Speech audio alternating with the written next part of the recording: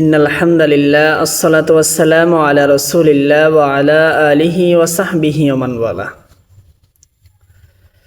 সম্মানিত শ্রোতা মণ্ডলী, আল্লাহ রাসূল সাল্লাল্লাহু আলাইহি ওয়াসাল্লাম তিনটি আয়াত শুনে অধিক কান্না করতেন।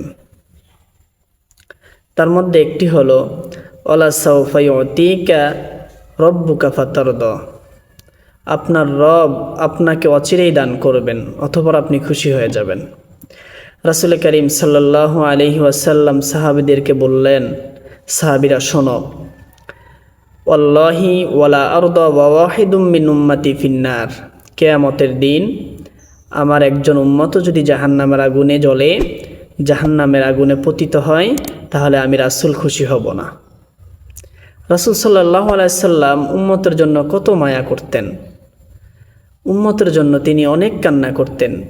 মাকামা মাহমুদে তিনি কান্না করবেন, আল্লাহুম্মা উম্মতি, আল্লাহুম্মা উম্মতি, হে আল্লাহ আমার উম্মত, আমার উম্মত।